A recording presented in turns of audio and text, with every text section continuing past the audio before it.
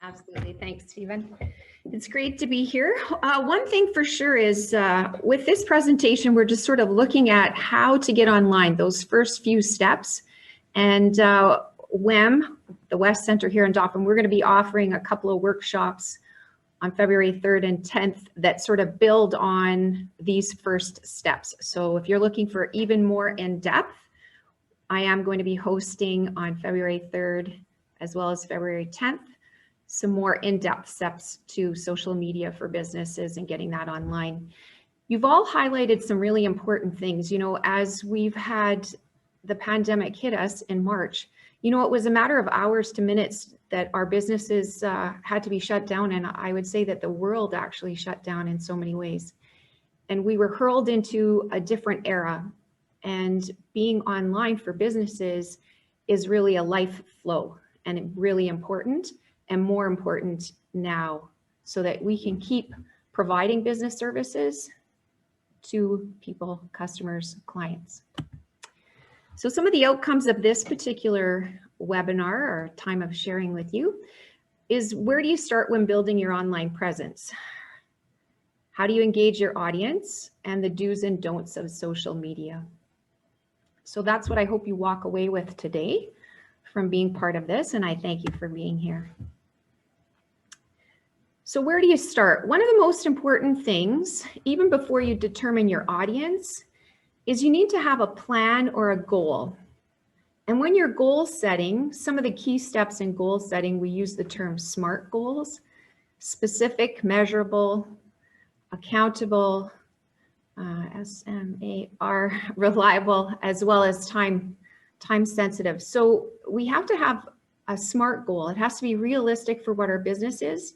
But anytime you set a goal or a plan of where to get started, you want to start small.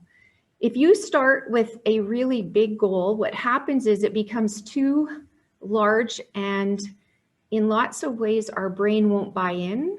So then we tend to not get done things that we really need to get done regarding that goal.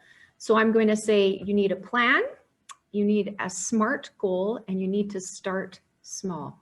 You can always grow big, but starting small is really important. Determining your audience. So that would be the next step after you have your plan or your goal. Knowing who you want to reach with social media is really going to help you choose the right platform.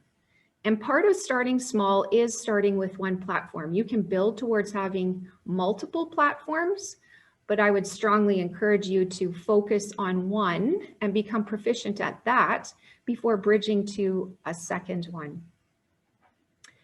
So Facebook. Facebook generally is used to target a more mature audience. So if that tends to be your audience for your business or who you want to reach, then that's actually the place that you should start. Instagram generally is used to target a younger audience. So if your audience is younger, then that's actually where you want to start. For sure, the recommendation is that you would have both of those platforms at some point, but starting small and growing big is the real key. The other important information is, through research, I found out that 75% of adults are online. So I mean, that really opens up a lot of customer base to you. Get inspired. One of the things that you're going to need to do is have inspiration. And you'll notice that the one canvas is completely blank. There's nothing on it. Sometimes that's a very difficult place for people to start when you have no basis and you're not sure where to go. So one of the things in getting inspired is you want to look to your competitors. Who are your competitors on social media? And you want to look at their pages. You want to look at what they're doing, and you want to see it. And you want to take note of, what do you notice about what they're doing? What do you like about what they're doing? It's not that you're going to be a copycat, but from there it will springboard, and you'll notice the other image has, you know, the color, the flowers, things like that. That's actually then how you will springboard to creating, is you're going to look at others, competitors. Looking across sectors is also important, but again, starting small is what you want to do. So you want to look at your competitors first before you look across sectors. At any time, if you have a note, an important point, a question, please feel free to unmute yourself and share that. So here's some tips for using Facebook and Instagram. Facebook usually is a place where you have longer text. So if you're going to have more information that you want to put in there, Facebook is what you're going to want to use. You also can link it to relevant posts as well as videos and other ways. So Facebook allows you to have longer text and make more links. Instagram is more eye-catching. We have shorter text and hashtags. Hashtags are really important too, because it's a way that a word is collected and they're actually grouped together. So if you're going to have a hashtag, you have to really think about what words you're linking to that hashtag, because it's very important. And one of the things you want to avoid is you don't want to have an identical post on Facebook and Instagram. So when you're going to post, don't post the exact same thing on both platforms. Why not? Yeah, why not? Why shouldn't you post the same thing on all the platforms? Sometimes people are surfing social media, right? So they're actually on Facebook, they're on Instagram and lots. So you're going to entice and catch them in a different way. If you put the exact same thing, they're going to brush over you and not really notice it. So if you want to be noticeable, that's why you would not want to have an identical post on each platform. You have a similar message, but not identical works as well. Yeah, a similar message. It's not that you want to completely change your message. You just don't want the post to be exactly the same, because they're going to note something about it. You're looking to catch their eye and engage that customer or client. So here's a couple of examples. If you own a hair salon, before and after pictures are really highlight what you can do in your salon, your certain hairstyle, certain hair color.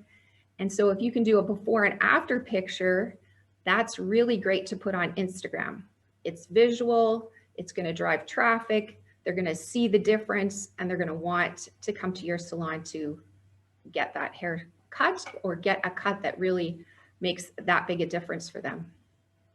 If you have an accounting firm, then you're probably better suited to Facebook, because you can provide more detail, links to informative blog posts that might be connected to the service you provide there. You can link it to websites and things like that. So for a starting point, an accounting firm would want to start more with a Facebook account. And likely a hair salon is going to want to start with something that's more visual, like Instagram. How do you engage your audience? That's really the key thing. One of the really important things too is you're not just selling your product. You're creating an experience for your customers, and you want to engage them, and the recommendation is an 80-20 split.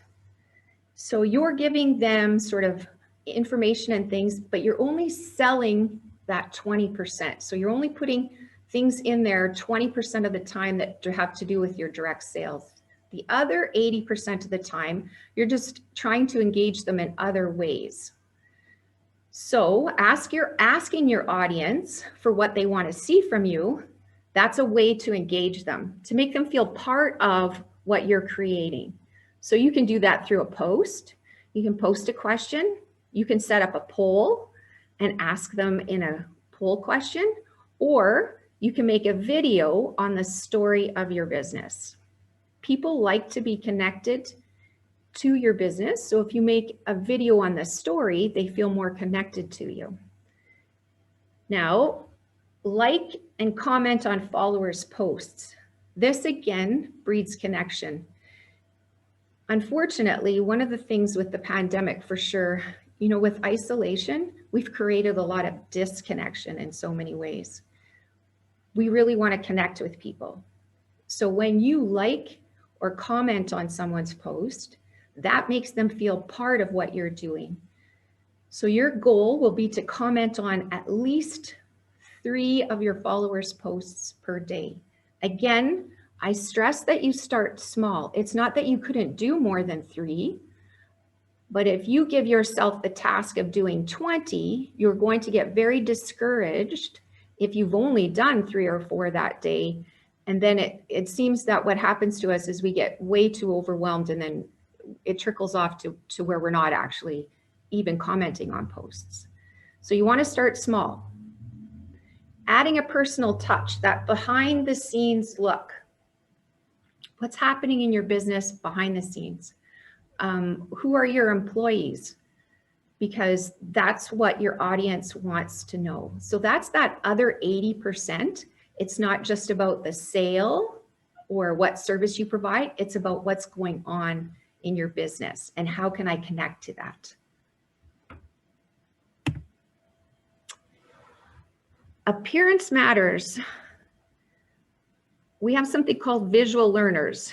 Most people, learning comes in different ways. We can be auditory learners, we can be visual learners, we can be through kinesthetic, we're hands-on things.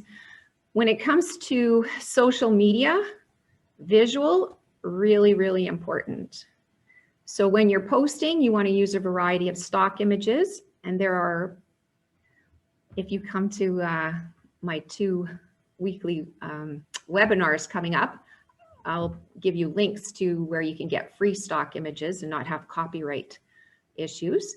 Personal images linked to your business. So you want to link some of those images, maybe that you've got personal images of, but link it to your business. Relevant, things that are relevant to your business, as well as videos. And you definitely want to avoid, as the picture shows, something that's blurry, because people are just going to brush over it and then not engage with that. They can't see any detail. And so they just carry on. It's a very, we're a very instant society. We like things quick and fast and easy. So remember that when you're using your platform. As we wind up here with some social do's, one of the most important things that we know is getting online. It's really important right now for you to get online, because that keeps you viable and that keeps your customer base engaged, and that's what you want. Being proactive, thinking outside the box. We put ourselves in too many limited spaces. There are guidelines, but you can actually push outside those guidelines lots of times and try new things. When we stay bound to the box, we usually stay fairly small. When you step outside that box, you can grow even bigger. So you might start inside the box, but if you want to grow, you're going to need to push on the outsides of those box limitations. Recently, there was a gentleman that owned a business in Brandon, and he passed away. And I was in Brandon, and my sister was reading me an article about this gentleman.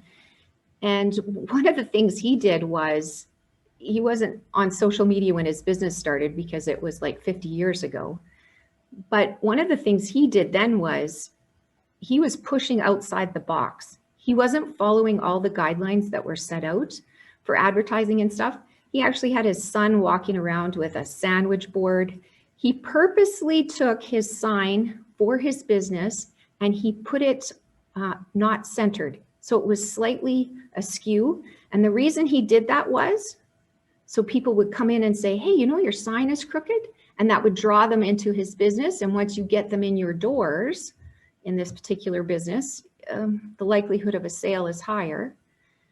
So think outside the box. Don't be afraid to do that. Consistency is really important.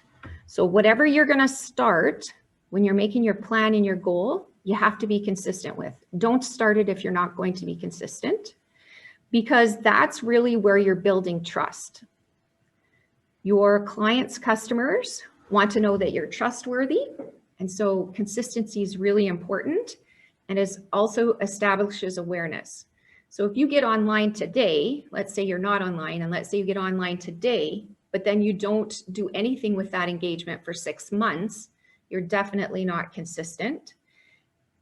And then obviously you're not going to see any benefits from that being online. So also be creative. This is where you can use creative flair. That's also sort of built into thinking outside the box. You want to add creativity to what you're creating. Creativity to be creative. So those are some key things, some social do's. If we look at the don'ts, one of the things that encumbers us as human beings is failure. Failure is often referred to negatively. Oh my goodness, I wouldn't want to fail. We can look at that across the board, whether you're in school and you didn't pass a class, whether you've attempted to build or create something and it didn't turn out to be what you wanted. Don't fear failure. It's actually through failure that we actually grow. It's through that means that you can attain what you really want. You're going to have to push through that failure, but don't be afraid to fail. It actually bridges you to growth. Don't overcomplicate things. That's again where I say start small. Start small, and as you become familiar and know where you want to go, then you can add more pieces in. So don't overcomplicate things. Treat your business social media. Don't treat your business social media like your personal social media. So you have to be careful. Those things are separate, but linked in small ways. So if you have a certain thought or political stance, that could be on your personal social media, but that might not be something that you want on your business social media. So you have to really think about what you post on your business social media as opposed to what you're doing on your personal social media. There's no such thing as can't. We create can't ourselves. So be willing to push through things to create the can that you want.